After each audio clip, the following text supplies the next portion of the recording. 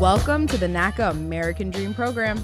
Each week, we'll talk about how NACA is revolutionizing mortgage lending with the best mortgage in America. It's no down payment, no closing cost or fees, no PMI, no consideration of your credit score. And guess what? It's at a below market fixed rate. NACA's just relentless. This is the NACA way.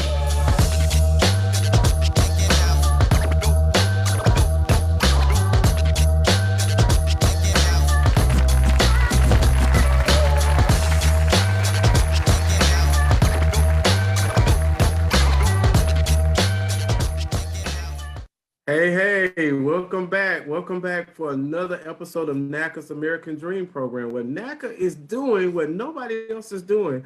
NACA is relentless when it can help people who have low, moderate, bad credit scores get a house. There is nobody on the strip of the banking strip that can help them get a house. How do I know? Because I'm one of them with a 480 credit score and a 2.23 30-year fixed interest rate. NACA is relentless, so we are doing it. NACA is doing it. We're back. Welcome back. Glad to see you guys on this Monday morning.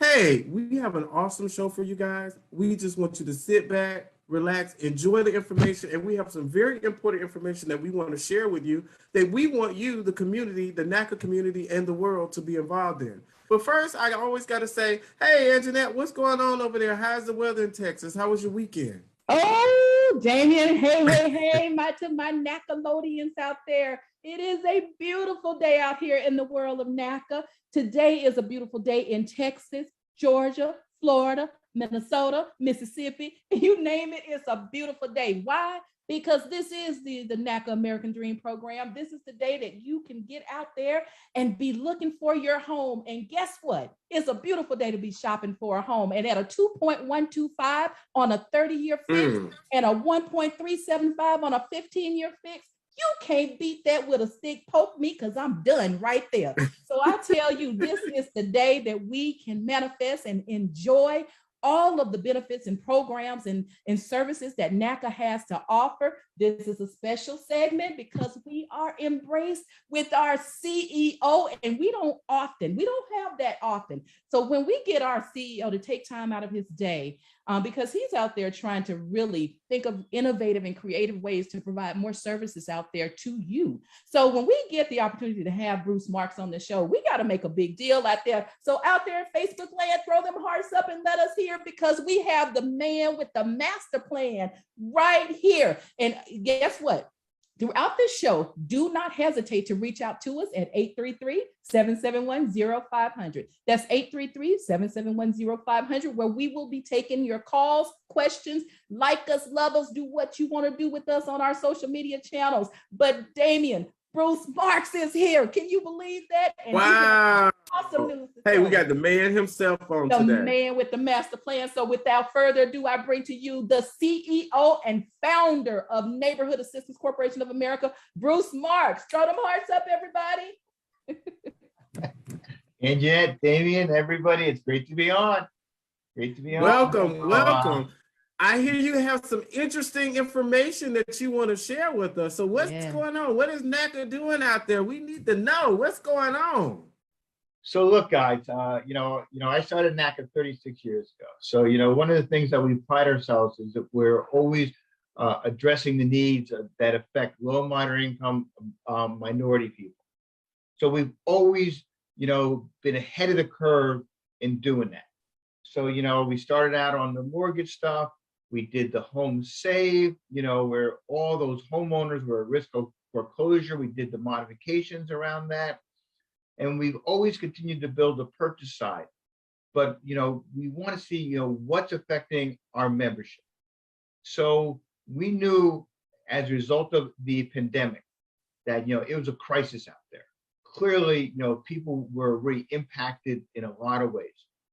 So we said, okay, what is the most important thing that we can do to really help people who are impacted by the pandemic? So we looked first to see, okay, if someone is a homeowner, just like during the mortgage crisis, are they at risk of foreclosure? And yes, there's some people that are at risk of foreclosure, but what the servicers and lenders learned out of, from 2008 on during the mortgage crisis was it makes no sense to add additional payments on to a mortgage payment. So when someone comes back to work, they're going to have a higher payment, which they cannot afford, and the inevitable result would be foreclosure. So you think that makes common sense that they would do that, that they wouldn't do that, but they didn't do that during the mortgage crisis. And so, there during that time period, 2008 through 2012, over 3 million, mostly African-American homeowners lost their home. And they didn't need to lose their homes. And who, purchased those properties? Well, it was Wall Street. It was the hedge funds. That's right. It was Invitation Homes and those players out there, because now they're the biggest landlords in the country. And for example, Invitation Homes owns 82,000 single family homes. Wow. 82,000. Every one of those homes used to be owner occupied. Every one. And most of them were owned by minority homeowners, people of color who lost their homes, but now they're tenants. So what happened is at least the lenders and the investors learned. So we don't have nearly as many people at risk of losing their homes who are homeowners, because now what they do is a forbearance. So if someone cannot make their mortgage payment for 12 months, they take the 12 months and they add it on to the end of the mortgage. So instead of having a 360-month mortgage, you have a 372-month mortgage, but your payment stays the same. Makes sense. So we don't see a tsunami coming for homeowners. There's still a number of homeowners who are at risk, and we're still out there helping those homeowners. But now let's talk about tenants, because so many of those homeowners became tenants as a result of the mortgage crisis. And obviously we are a historically low percentage, low number of homeowners of people of color. So our membership is predominantly tenants going through the mortgage process, but they're tenants. So what do? So we see, okay, there's this tenant crisis coming down. So we reach out to the Department of Treasury of the federal government, CFPB, the Consumer Finance Protection Bureau with the federal government, and HUD. And we did this early in the year, and we said, you've got to help the tenants. Well, the good news is they put aside $47 billion to help tenants. That's a lot. That's the good news. The bad news is they said, you're on your own, figure it out. So they approved over 500 providers for the emergency rental system, over 500. But they didn't sell, but every one of the 500, virtually no one knew how to administer it. They never did this before. And the federal government provided virtually no guidance of how to do that. They put some guidelines, but they didn't set up systems. They didn't do anything to really facilitate this. They said, you're on your own. And, and so some of them, they really tried early on, build systems, but each one of them has a different system. Each one of them has different criteria. Right. And they were overwhelmed, and, they never did it before. So now you have, people in all these states saying, how do I get to the systems? Both tenants and also some landlords, because there are some landlords that want to do the right thing and help their tenants. There are some landlords who look at it as an opportunity to evict tenants and jack up the rents. So now you have all these programs out there in 50 states, and tenants don't know how to access it. Landlords don't know how to access it. And it is a shit show out there. And you put the blame squarely on the federal government, who didn't provide the oversight, the structure, or the mechanism for these states to do it. So now we're back to states. So what does NACA do? So we see that the Department of Treasury is not going to do the right thing. CFPB, none of them are going to do the right thing. So we said, okay, we see this coming down. So we hire economic justice advocates, EJAs. So what's the role of the EJA? Just like in the mortgage crisis, the EJA works with the tenant. In the mortgage crisis, it was the homeowner, and to help that tenant submit an application to the right provider for the economic justice for the emergency rental assistance. So they help the tenant do the application, and then they stay on with that tenant to ensure that they get the emergency rental assistance. So we did this during the mortgage crisis, where we helped over 250,000 homeowners save their home. So now we're doing this during this tenants crisis. But as effective as our EJAs are, well, it requires advocacy. Just like in the mortgage crisis. Because what do we do during the mortgage crisis? Protest, demonstrate everything. You held nothing back. You took it by storm. So when Jamie Dimon, head of Chase Bank, right? When he refused to help the homeowners, what do we do? Well, we have an event in Stamford, and he lives close to Stamford, but he lives in this estate.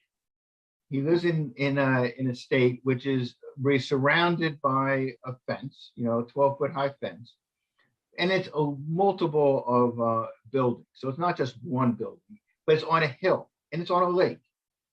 So we organize, and we're bringing 3,000 people from the event to his home. And then what we do is we buy rafts. We buy rafts because we used to figure out, well, we're going to have to do an amphibious assault on Jamie Dimon to hold him personally accountable. So, we buy the raft, but you just can't bring them at the day of the action. So we're burying the rafts 2 days before the action. And, his security people see us, and then, but we're bigger and meaner than they are. So we chased them off, and, he didn't want to get into a fight with NACA, and he settled, and he ended up modifying the mortgages for Chase borrowers. So that's what we do there. So we take that same stance and, say, well, we've got to hold these providers accountable. So we talk to the EJA staff, and we talk to obviously the tenants and say, who's the worst ones out there? Who are the worst providers out there? And they say, one of the worst, if not the worst, is the Georgia Department of Community Affairs. Georgia Department of Community Affairs. And, they are headed by Christopher Nunn. Mm-hmm. And so he said, okay, well, we're going to make, them the first target, not the only target, but the first target, because they administer over $1 billion of the emergency rental system. But NACA has over 3 million members. And you know where our members are? Our members are everywhere. Some of our members are cleaning the homes of the executives. Some of our members are taking care of the CEO's children. Some of the members work in government entities, such as the Georgia Department of Community Affairs, DCA. Mm-hmm. So they're telling us inside what's going on, because we're everywhere. And so what they're telling us is that, that they're overwhelmed, that, that they're a backlog actually till, August. I mean, people are losing their apartments, they're being evicted, and they can't process these applications.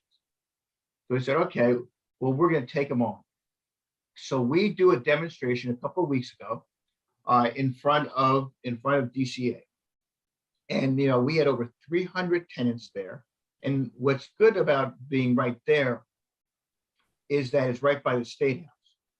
Now that's the good news. The other side of it is that it's also on federal property. We have to deal with the state police, and they're a bit more aggressive. Mhm. So with 300 people, we go into the lobby, we take it over, and we make our presence heard, big time. And then some of the state reps come on out and they support us, and they say, okay, all of a sudden, Christopher Nunn is called before a hearing with the state reps to say what's going on. And so, as a result of what we did, they changed some of their policies. So now they are, they reallocated some of the monies to some of the better providers who are doing a much better job in providing the rental assistance, getting the money out. They've changed some of their policies where they can do a self-attestation that they're impacted by COVID-19. So we've already had a huge impact, but it's not good enough because there's still a backlog. There's still people at risk of eviction. And so we're going to continue to do that. Now, one of the things we've done is that we have gotten a lot of data on what's going on inside. So currently what's going on is that they've had over 40,000 applications, over 40,000. They have only processed 1/3 of those 40,000. And out of the ones that they have processed, they have denied half of them. How can that be? Wow. How can you only process 1/3 of the applications? And how can you deny 50%? This is their own data. This is their own data that we're getting. So the fact of the matter is, and what's even worse is that the courts have gotten more efficient.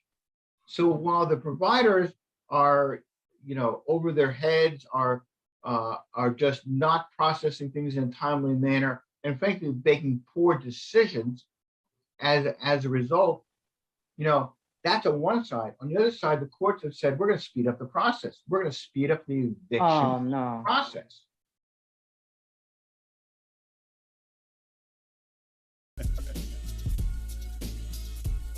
But that was one of my favorite moments of this season. Oh my God. Look, and Maria is turning red over here. Right. He just went in on me for real. I'm like, oh my God.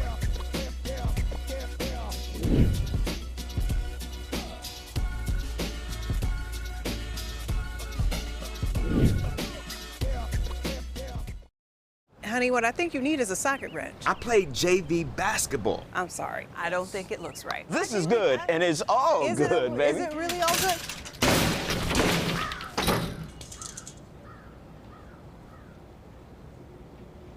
If you love me enough to routinely test your handyman skills, not to mention the strength of your marriage, then of course you'll visit nhtsa.gov/therightseat to make sure I'm in the right car seat. I'm gonna call my dad. Okay, I keep on saying self-reflection, but it's true. This is what I really think.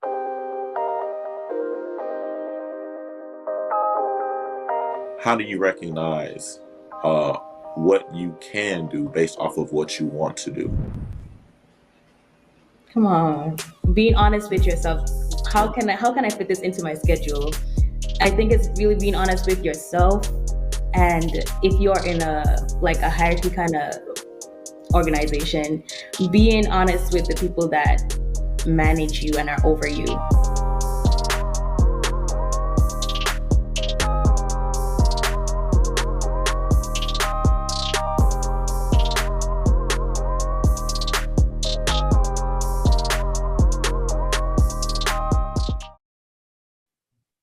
So, the consequences of that are so many people are being evicted from their apartments. Now, we thought with the EJAs, their job is to make things better for DCA and for the providers. So we thought in a kind of romantic idea, well, they don't have to fund it. We haven't asked for any money. We're not asking for any money. It's on NACA's dime. NACA's paying for it. So we said, okay, to help with this process, we're going to help people apply. So we're going to help get all the documents and the information from the tenants so that they can submit a complete application.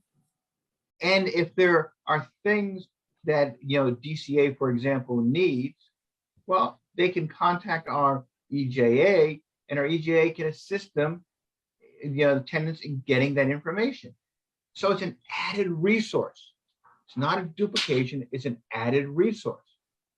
Well, you would think that they would open, spread their arms and give us a hug and say, thank you very much for the, added help. Exactly. See us as the problem, not as the problem.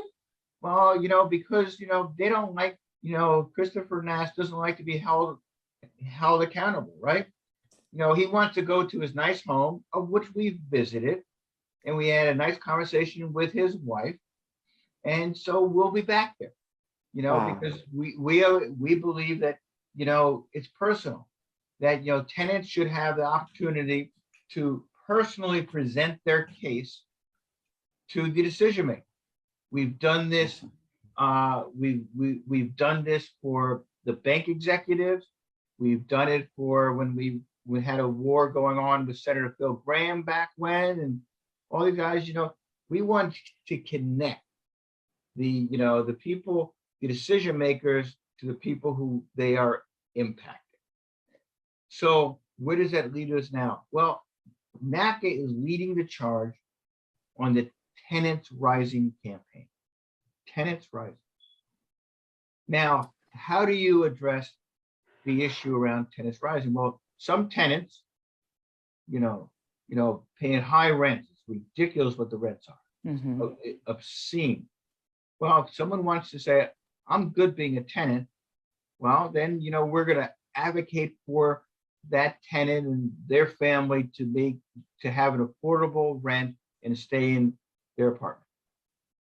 But also, we're going to help in Tenants Rising tenants to be a homeowner on NACA's Best in America mortgage. And you can do both at the same time.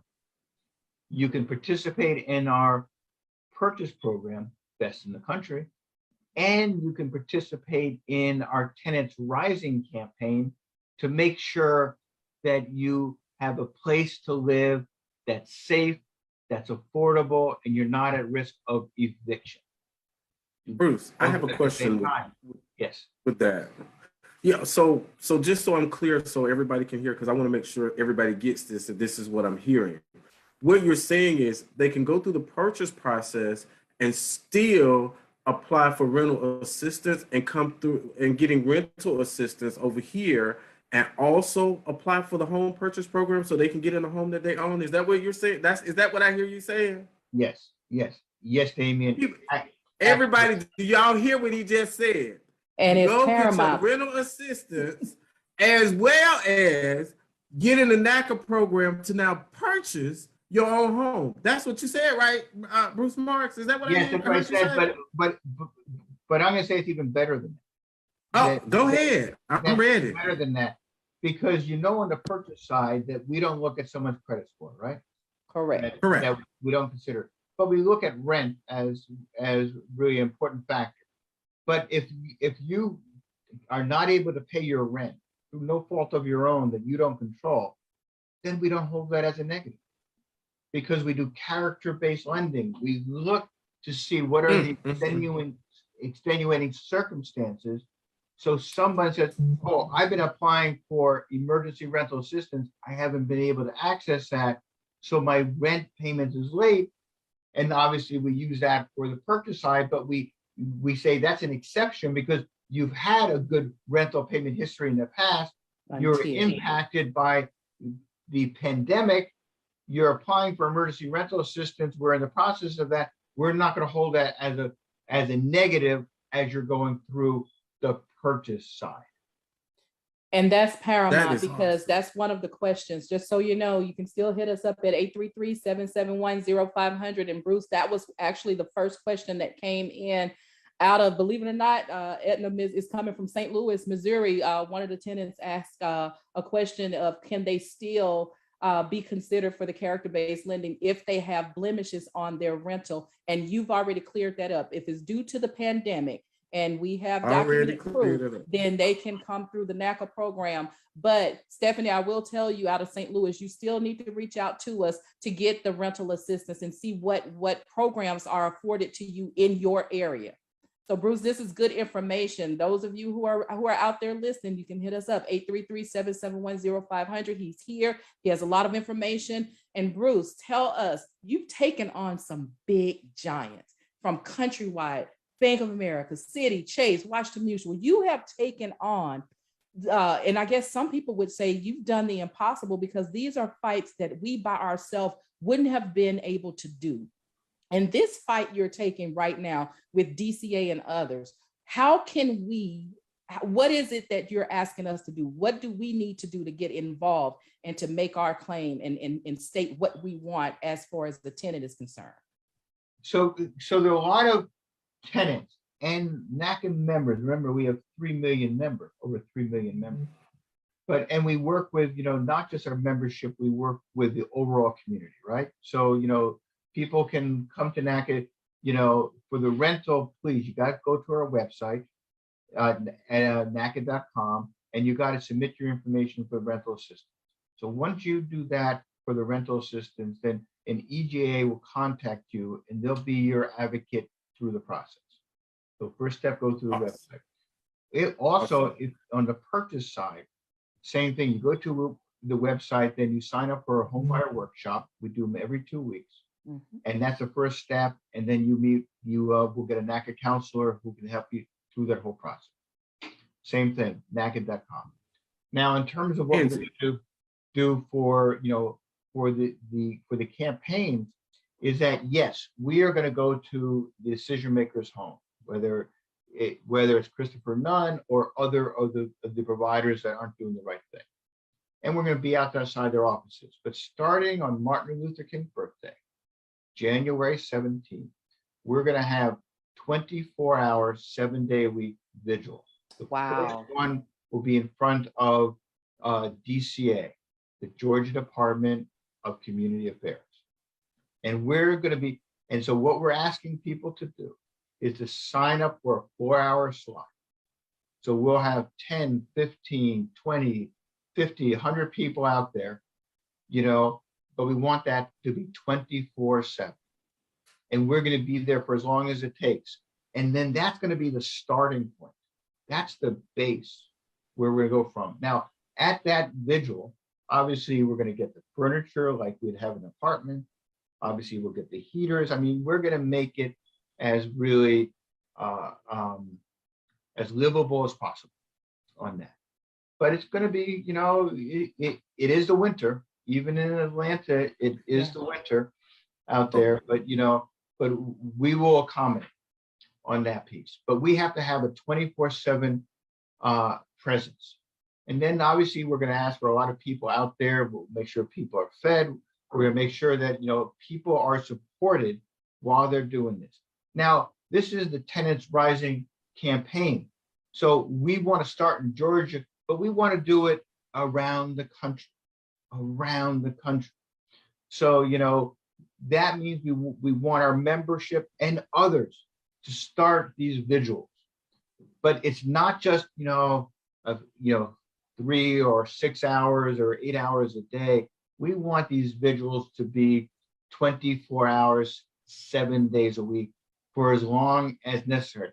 Now, yes, it's Tenants Rising, but as we talked about, Tenants Rising are for tenants both having the opportunity to have a safe, affordable place to live as a tenant, but also the opportunity to buy affordable housing in that. And one of the things that we looked at in every city, I haven't found a city yet where you can go in and you can say, here are all the properties that are owned by the city. Here are all the properties that are owned by the city. Here's all the land that's owned by the city. Because they don't want to expose that, because they want their developer friends to get access to those properties, right? Who gives them the campaign contribution? Who funds them? Well, that's the quid pro quo. That's what they want in return for doing that. But that is not for the people. So part of the Tenants Rising campaign is to look at all this land, some of the properties that need renovation, and through NACA, you can purchase and you can renovate, or you can do new construction as well, get access to that. Wow. So it's both, we want tenants and everybody to be part of these visuals so that we can have that, hold these decision makers accountable, hold them accountable. And then, frankly, wouldn't it be interesting in these cities that, you want to know who owns the city? Who owns the city? Well, yes, are there individual homeowners who own the properties in the city? Or is it the LLCs, who hide behind this, limited, liability corporation that own it? Well, let's see that, because that will show us who's buying up the property, who is making it less affordable, and who's really taking advantage of the inside deals. So, Wow. So we want NACA to be, NACA's out there saying, let's do the transparency so that, what's going on in the city government is transparent. Mm-hmm. And then let's advocate to make sure that our tenants are protected, and people have the opportunity to be homeowners on affordable mortgages, affordable prices, and through NACA's Best in America mortgage.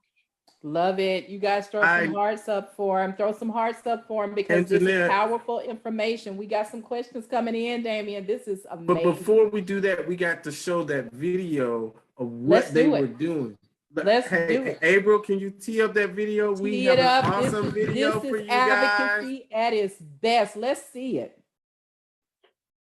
And when we come back, we have some other special guests on here that we want to talk to. We have EJAs on here. We have some tenants that need to talk about what's going on.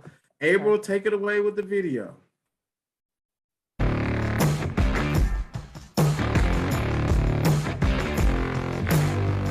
Maricopa County leads the nation in evictions, and that was the case even before the pandemic began. IFH has seen a 25% increase in single mothers facing eviction in Idaho. And tonight, new data showing evictions in Southwest Florida happening at a much higher rate compared to last year. One census tract, nearly 70% of renters are paying more than they can afford. The numbers are startling. Between 30 and 40 million households at risk of being evicted. That video of nearly 200 people demanding their fair share of billions of dollars in rental assistance. They say it's being kept from them. Release the funds now. They lined the streets in front of the Department of Community Affairs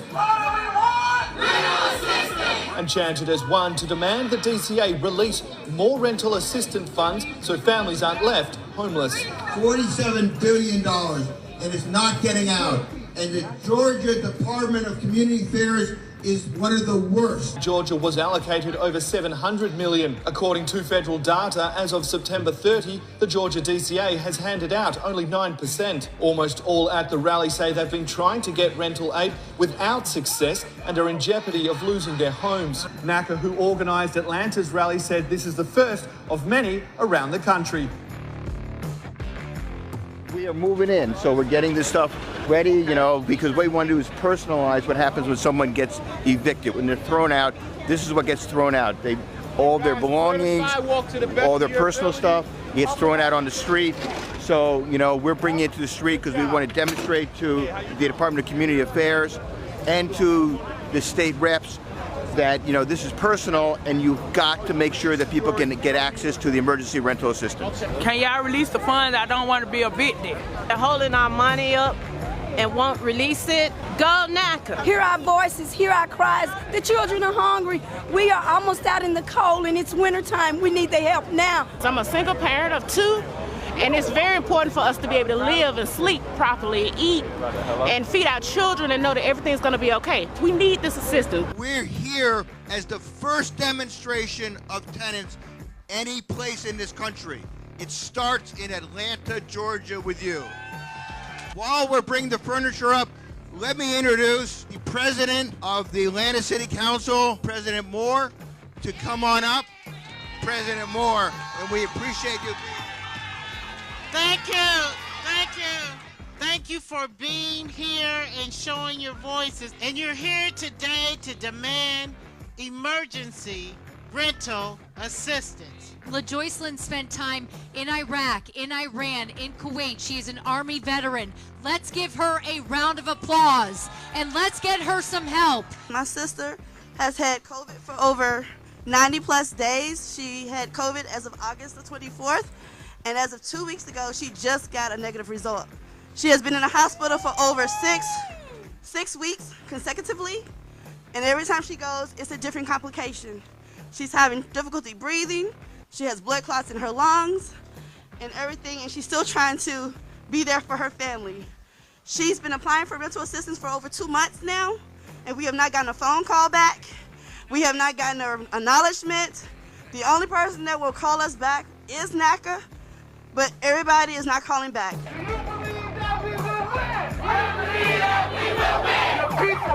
united will never be divided. Rental assistance. When do we want it? Now. Rental assistance. So let's get everybody in because it's personal. And they gotta hear that. If they want it here or if we need to go to their homes so that they understand that they cannot evict us. We've taken over the lobby. They heard us on the 18th, 19th floor. Now the state reps have called them into a special meeting at 2 o'clock to say, why aren't you providing the assistance? This is exactly what we wanted to accomplish, and we did it. What do we want? When do we want it? What do we want? When do we want it? What do we want? When do we want it? What do we want? What do we want? When do we want it? What do we want? If we don't get it, shut it down. If we don't get it, shut it down.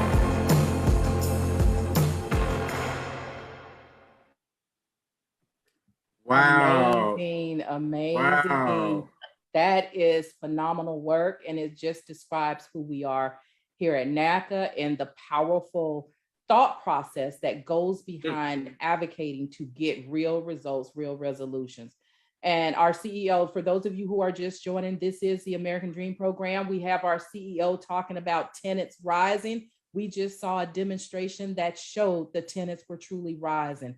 And CEO, I know you have so much more that you want to talk to us about. We have an economic justice advocate that's on. We definitely want to hear from Cecily Murray. We want to hear from one of our tenants as well. And there's so much that to be discussed, but tell us, you know, what was the result from that? You talked about the results from that session. Now we got to take it a step further because you just normalized and made it real. What happens when someone gets evicted? All of your belongings are out there on the street, all of it. That's unheard of. It's the holidays. Does Georgia have more funds to give, and how can we obtain those funds at this point? So absolutely. So, you know, we have to continue. One of the things that we've learned over many years, when I started NACA 36 years ago, but every time is that, you know, these campaigns, sometimes they take time. It took us 4.5 years to beat Fleet. It took us 2.5 years to beat First Union. You know, and I can go on. But, you know, and, you know, some of them, because some people just don't want to fight with NACA, you know, you can get it done right away. But you always have to plan for a long-term campaign because, you know, people have a breaking point. And, you know, sometimes it takes years to get there. But if people realize that you're never going to go away, you're going to be relentless, that, you know, saying, hey, look, you know, we don't want NACA on us day and night. We don't want NACA coming to where we're socializing. We don't want NACA coming to my home. We don't want NACA, you know, in impacting our business. And, you know, so we got to look at this over the long term. So that's why, you know, we want these visuals. And, you know, it's not just the visuals, but, you know, we're going to put up there on the screen now, you know, we want people to call Christopher Nash at Christopher Nunn at his office. So we're going to, give everybody that phone number. And so, we want people to keep calling him because we don't want anybody evicted anytime, but particularly during the holidays, but anytime. You and I have been talking about womanism. And so somebody in our audience may be saying, what is that? So could you give us a quick and dirty definition of womanism? Basically, womanism is the intersection of it's a liberation theology, intersection of Black theology and feminist theology, where Black women were left out. It is a way that we look at the world and we fight for Black people, for all people, and we elevate Black women, whether it's theological, literary, but it's really about Black women being free to be Black women and fighting for the community.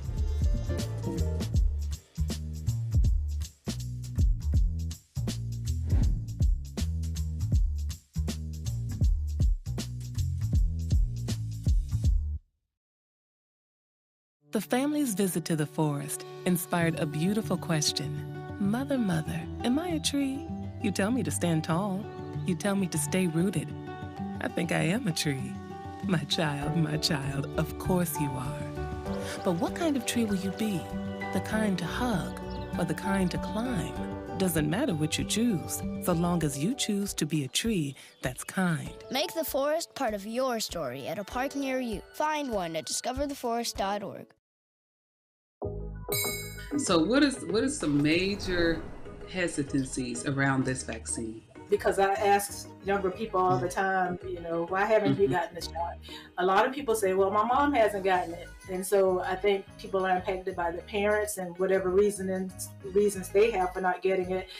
I don't know if you heard Nicki Minaj put out information about her cousin having his testicles swollen, yes. And of course that took off. Went viral. Can we clarify that the vaccine did not cause his testicles to be enlarged? None of that. I mean, we do have some risk associated with the vaccine, but the things that we hear out in the public aren't what they are.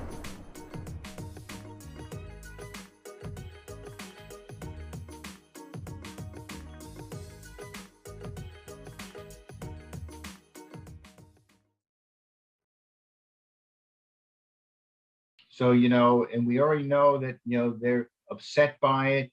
They don't like what we're working with the state reps. They don't like it that we're exposing where he lives and where he works. They don't like it that we're calling him constantly. And, that's only the beginning. That's only the beginning. So, let's get everybody to keep those calls coming. People can call from any place to do that. And if we, shut down the lines like we did at the Federal Reserve during the fleet campaign and their switchboard, or we do whatever we have to do, we will do that. And for those that are listening, where can they find the number for Chris Nunn to call? Well, we will be giving that phone number out. So understood. So we're going to be doing that now.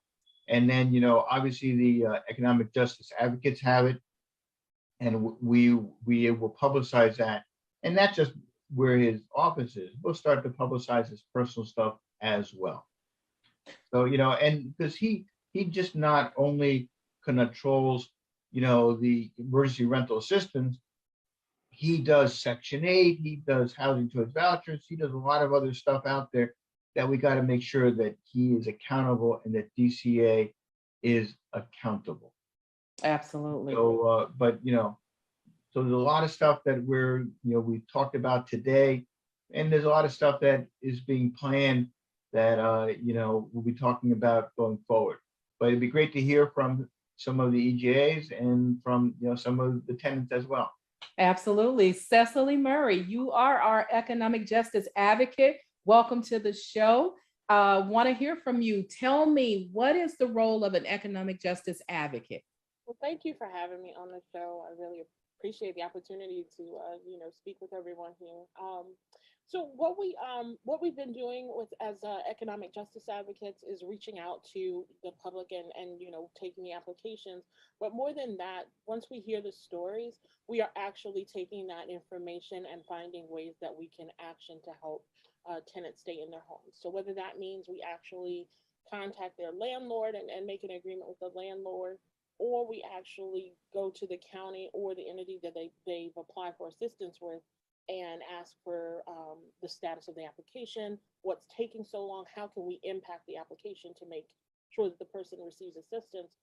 Beyond that, we'll continue to fight for that tenant in every way that we can. And sometimes that's even meant, contacting their local Congress people, contacting their local, county officials, council members, anyone we can to try to get light for our tenant and get their rents paid. Sometimes we are able to, communicate with other agencies outside of just the Georgia Department of Community Affairs or, the state departments to try to find assistance as well. So sometimes we communicate with the Salvation Army and other agencies to help pay the rents that are due for the tenants. So most of the time, we're able to at least put them in front of agencies that they hadn't, worked with previously. And in the case where we're working with their county officials, we're able to find out the status of the application, able to find out how we move the application forward and get them the help that they need. So you're saying there's a pool of resources. So you don't just help with rental assistance. If there's other assistance out there, such as food, if there's other services that are in need, such as food, clothing, utilities, you provide them with a smorgasbord of resources to better assist members that are calling in. Absolutely. I mean, I've even started giving out, job placement referrals because so many of the people I'm working with are saying like, hey, that's not, gonna kind of fix the problem. Just rental assistance. I need a job. I need to work from home. I have small kids. I can't go out. My kids are held home from school because of COVID. So we've had a lot of different, needs arise, and we've had to meet those needs in various ways. So my colleagues and I, we are always finding new information, new ways to help, being challenged. I mean, it has been a challenge, and it's been a lot of rewarding challenge because I feel so good in being able to help the people that I've helped, but also in just, learning different things about how our governments are basically failing the people, and how can we fight against those failures? How can we fix those things? And so it has been, it's been amazing to be a part of that. Now let me ask you this. You're located in Atlanta, Georgia, right, Cecily? Yes, I'm in Atlanta. But someone from anywhere, it doesn't matter where they are, they can go online at www.naca and sign up for rental assistance in any state or city. Yes, is that correct? That is correct. We have all 50 states, Hawaii, we've even had Alaska. I mean, we have some of everything. And we've had to, quickly study and learn the processes in each of these states. So the EJAs work extremely hard on, staying abreast of what programs are available, what programs have deadlines. It's definitely every state. Well, tell us about Todd. I see you have Todd Davis on the line. And so tell us a little bit about Todd. Mr. Davis was a case. He came to me, his landlord did not have any technology and refused to sign up for rental assistance, did not want to accept the rental assistance if it came through. He believed it was all a scam. And Mr. Davis was like, listen, I need these funds. He was, going through some personal challenges of his own. And he was just like in need of the funds and behind on the rent and really, concerned about the welfare of his family if, he should be evicted. And so the landlord called. I talked to him a couple of times and eventually convinced him to at least set up an email address so that we could get him an application for rental assistance. To apply with the Georgia Department of Community Affairs, he has to have an email address to receive the communication. And he eventually came around to working with one of his relatives to set up an email address to receive the notifications from Georgia Department of Community Affairs.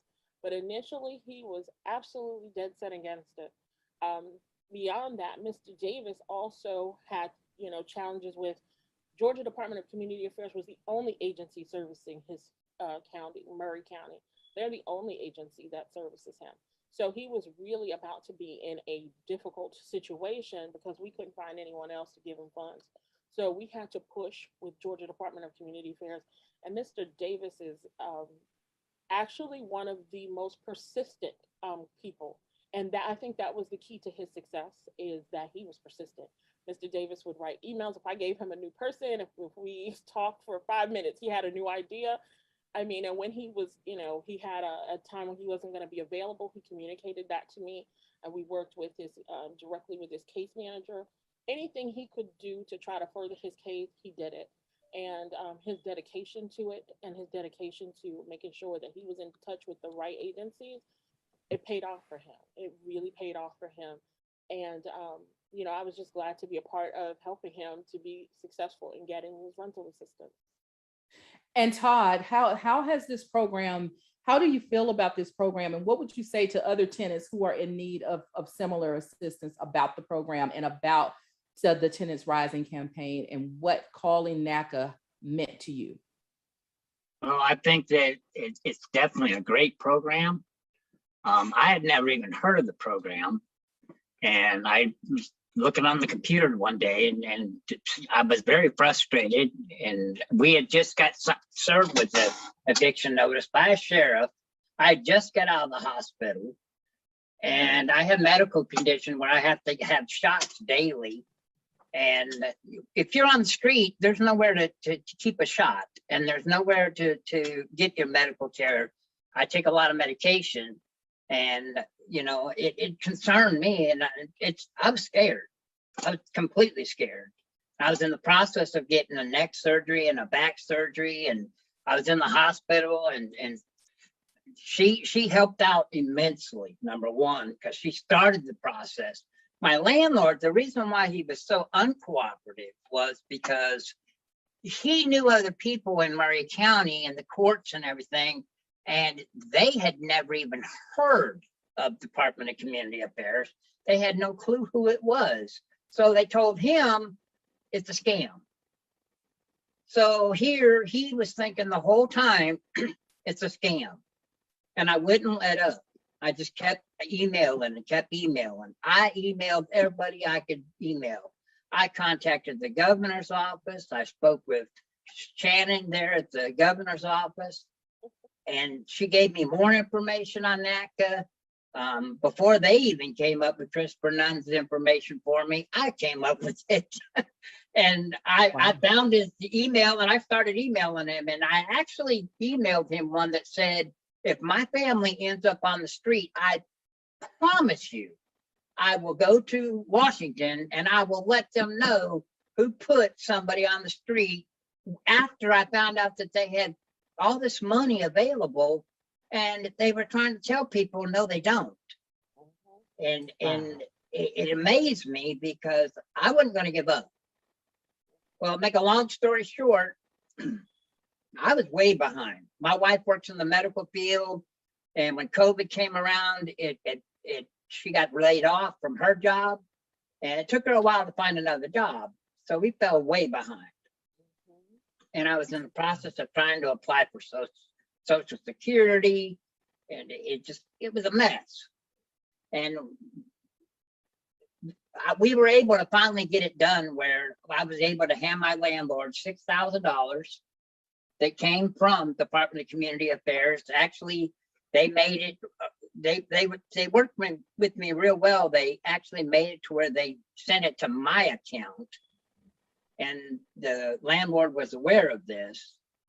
They sent it to my account, and I was able to just go and take and pay the landlord, because the landlord did not want to give his personal information out. Wow. So you were able to apply the funds yourself. And Cecily, you know, here's the big question. What he's saying is that he didn't even realize who DCA was and that they had the funds available. As an economic justice advocate, are you guys hearing that a lot? That it sounds like, CEO, there's some marketing going on. They don't know where to go to get the information, and NACA's filling in the gap. Yeah, they don't give enough information. It's not widely publicized. I do see occasionally a commercial that comes up on Facebook But I don't see enough advertising. Even when I'm watching television, there's no advertising of DCA. So once again, NACA has to fill in the gap and let people know what services are out there afforded to them. NACA has become the platform, the landing pad for social services in Georgia and in the surrounding states, all states. That's amazing. And Todd, it's good that you got that information. CEO, you're filling in the gap for the marketing, for getting the word out, for contacting done, for making tenants rise, making sure they rise. Where do we go after? Is there anything on the horizon that say NACA will be able to be an intermediary to distribute the funds? People trust NACA. They believe you're going to do what you said you're going to do. Can we be that outlet? Let's push hard, because there are other providers who are doing a good job. United Way, some of the others. So let's first give them the opportunity, to do that. Yes, if we need to step in like we've done on the mortgage side, we will do that. But let's, we want to get more of the money reallocated from, DCA to the other ones who are out of money because they did the right thing by getting it out quickly and effectively. So let's, we're going to take this just like, with NACA, we're just very effective at moving quickly. So let me give a few numbers and emails out, okay? So for Chris Nunn, who is the CEO and the head guy at the Georgia Department of Community Affairs, his phone number is 404-679-0585. 404-679-0585. Now, let me give you another email. This is also very interesting. This is the person, his name is Noel Payo, who runs the Emergency Assistance Program for the federal government. He's the guy at the federal government. So let's send him some emails, okay? Because let's hold him accountable, not just for what's going on in Georgia, because remember, there are other organizations and there are other providers who are doing an extremely poor job in other states, other counties, other cities. And we got to hold them all accountable. And his email is Noel, Noel, .payo, Poyo, @treasury.gov. So let me say that again. Noel.payo @treasury.gov. Noel.poyo @treasury, TREASURY.gov. So let's send him emails, tell him your personal stories out there. And obviously, let's call Chris Nunn and tell Chris Nunn, if you don't want to respond to us now, we're going to come out and visit you. He means it. And so that you'll have the opportunity to hear my story, hear my situation face to face. Yes, I will wear a mask. I will, take the, COVID protocols, but I'm coming to visit you. And please have, that sweet tea and, and the sweet Georgia tea, Bruce. Yeah, and we'll be glad to sit with you and your wife in, your kitchen and in your nice house. And, let's give me the opportunity for, since you refuse to do it through your business, well, we're going to have to do it from your home. And by the way, we can invite your neighbors and make it a, neighborhood event. Chris, if you're listening, he means it. Believe what he says. He says what he means. It's been done before. He will visit your home. He's not a stranger. So. But remember, because I want to put it into context. I want to put, because some people think, oh, that's going too far. That there should be a cutoff between the business and the personal. Well, how can you make that arbitrary distinction when somebody is making decisions? They They're paid very well. They're given the opportunity and the responsibility to make decisions. Well, those decisions are personal because that decision could result and will likely result in the person being on the street homeless. That person, just like we heard from Todd, that decision could put his life in danger. That's right. It could kill him. Mm-hmm. So when someone says, well, you go too far and, in going to their homes, well, shouldn't they be held accountable? We used to have a standard in this country called personal responsibility. Now, they always say that personal responsibility is for home buyers and for low and moderate income people, working people. Well, why shouldn't that personal responsibility go to the CEOs, to everybody? And we believe it should. And then you say, what's wrong with educating their children about what their parents do? Because when they sit around the kitchen table with their nannies and everybody else, serving them on, doing whatever that is, hardworking people taking care of their family. Well, when they sit around that kitchen table or the dining room table, I don't think it's anything. I think it's appropriate for their children to ask their parents, what are you doing? I heard that you're evicting people. I heard that you're making people homeless. I heard that you are, forcing people on the street. Is that true, Mom? Is that true, Dad? Well, that's the conversation that should be held at the dining room table, because everybody needs to be held accountable for their actions, personally accountable. And that's what NACA does in a nonviolent, but in a confrontational way that says you got to have to respond. And we don't back off of that one iota. That's what NACA does. That's what we stand for. And we're not just going to continue to do that. We're going to double and triple down until everybody has an opportunity to stay in their home and everybody has an opportunity to be a homeowner on affordable terms, such as NACA's Best in America mortgage. That's NACA. We're both respected and we're feared, and we wear both as a badge of honor. Thank you, everybody, for the opportunity. Thank you, CEO. And as always, this is the NACA American Dream Program. Always continue to look at us on our social media platforms, Facebook, Instagram, and Twitter. You can always find up-to-date information at www.naca.com.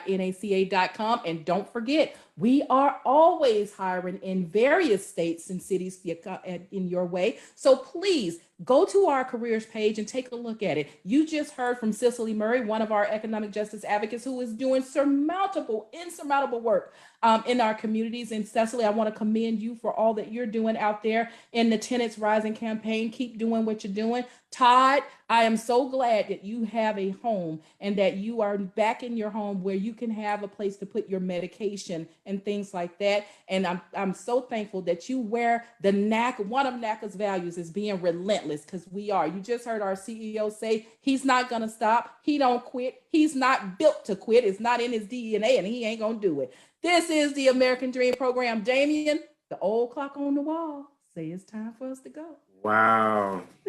We never have enough time. Never enough time. Thank never you all enough for being time. here. Listen, Never we enough. have some upcoming things that you guys can be a part of, doing the same thing that we do. Always. Yep. Be And safe. always look at the page, because Tenants Rising campaign is coming and we're going to be heading in a city near you. So stay tuned. There's more to come. Thank you for joining NACA. Stay There it safe. is.